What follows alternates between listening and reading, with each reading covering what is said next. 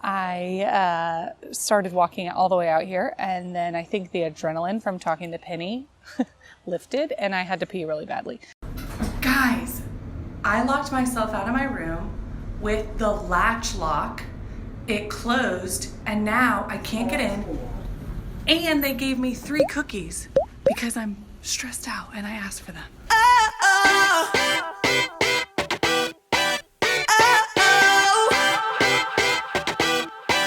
You gotta listen up, listen up. There's not a thing that just walked over a mile to a local roaster to get some really good coffee before the Penny Simkin picnic, which is starting right now. During my journey, it started raining, and that's fine. But I got here. This is not a coffee roaster, Yelp. This is Joe's Garage Coffee Packaging. I called the number and I can hear the phone ringing inside. Thanks, Yelp. I'm getting an Uber and I'm going to the dang picnic. I'm gonna eat my face off in local ice cream, and I'm gonna love celebrating Penny. Oh, the journey of traveling alone and trying to be spontaneous, and I'm sucking at it.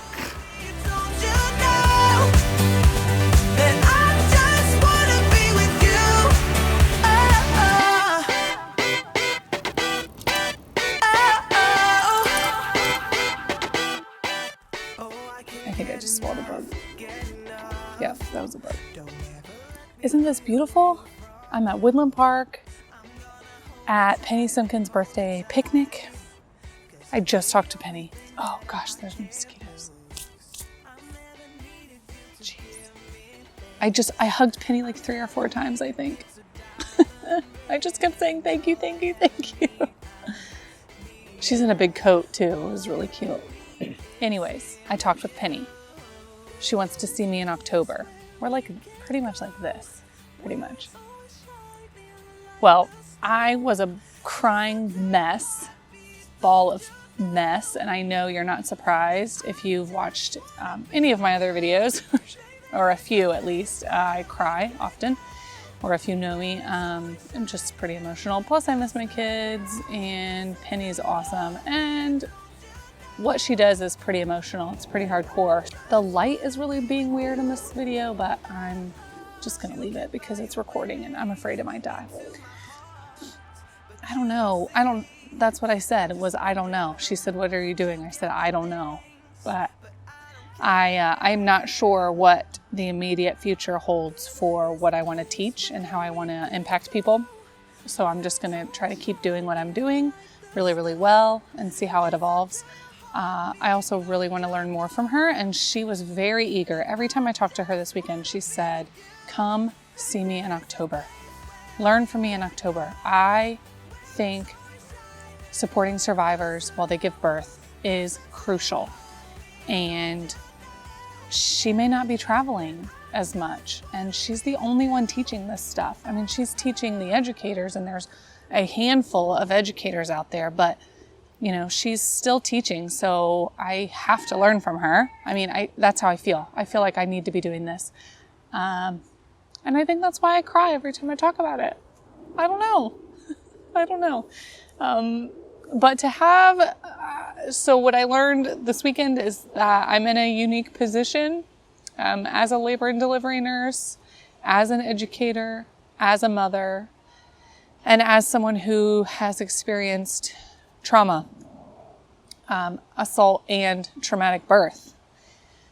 I am in a unique position, so I really want to make sure that I'm doing the right thing, and I'm helping as many people as I can. I might have a unique perspective that needs to be shared and can be used for good, for my superpower. But when I was talking with Penny and just giving her a little history, she told me I was inspiring.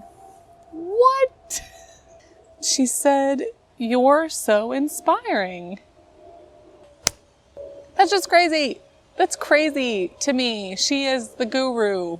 So that was so beautiful to hear and try to believe, and so good. It was so good. Penny celebrated with ice cream, and I love ice cream. The mint was really good. It's freezing though, like really cold here. It's June and I'm sitting on my jacket. I'm wearing pants and I'm cold because I'm sitting on my jacket. My scarf is here because I'm cold. I didn't bring enough clothes. I shared ice cream with Penny Simkin today. Oh my gosh, I hugged her like 3 times. I still can't get over that. So I'm trying to just separate her from her like super famous side and just realize that she's a normal person and she just has done really great things over her life. And I really want to learn from her in October. So I'm going to try to figure out how to make that happen. I got to get out of here. I'm going to have so many bug bites. All right. I'm headed for some fun and then nap. Maybe a nap. First, some coffee. All right, I'm going to go walk, find an Uber. And I can't wait to hear from you. So what do you think? Do you know Penny? Have you read her books? Have you heard of any positions that maybe are from your childbirth class? Tell me the position you used in labor. I'll tell you if it's from Penny. How about that? Let's do that. All right, so tell me down below your position in labor, and I will tell you, is it a Penny position? Because I bet it is. Okay, go.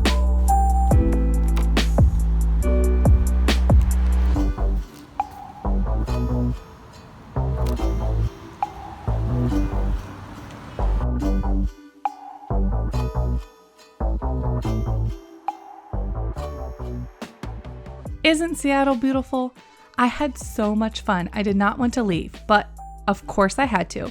And I had to take almost 100 ounces of breast milk on the plane with me. That's my getup, and this is the little lunchbox that I stored it all in. It was cold, not frozen, and that frozen pack stayed pretty cold. Here is my airport security guy. He was really great about everything. He got me through very quickly and tested my milk, and then I was out of there. I was so nervous, but it worked out really, really well. Because I had to carry my pump onto the plane, my bag was heavy, and it was also really, really full. I had, of course, my snack and my coffee, and my plane was delayed getting to the airport. So I was in the airport for a few hours, and I was really glad I had my pump with me just in case. On my way around the airport, I discovered a Mamava. It's a breastfeeding, lactation, pumping pod that are in a lot of airports around the country, around the US.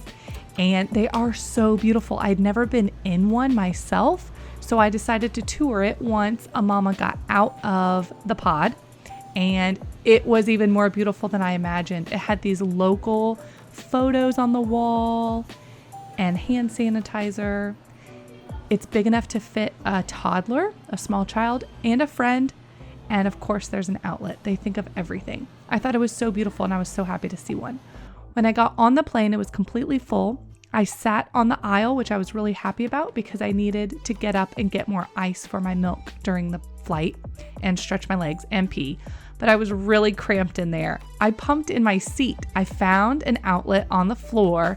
It was not fun, but I held my huge, enormous bag on my lap and held my one pump, my one horn on while I was pumping, and it was fine. The plane was so loud that my neighbor didn't even notice, and I was just really, really quick. So here is the milk in my refrigerator. I made it home. It was cold. I had to replenish the ice. That is lettuce, not milk, but I made it all home. It was all cold by the time I got home. I got home at about 10 o'clock that night. So it was all day. The freezer packs did melt, but I was able to get ice on the plane. So if you are traveling with breast milk, good luck. Plan ahead. Check out the TSA restrictions online before you travel, because I've heard they changed even since I made this trip and am making this video. So just check it out, and leave extra time for yourself. If I've learned anything, it was to leave extra time to go through security, because on the way out of Virginia, it took forever and I didn't even have milk. I just had stuff. So leave extra time so that you don't have to leave your milk and you don't miss your flight because you don't want it to get warm. Good luck. If this video helped, thank you so much for sharing with a friend. Click the thumbs up, it helps me greatly. And definitely don't forget to subscribe. Click the bell to get notified of my next video, and I'll see you next time. Oh! Stick up my butt.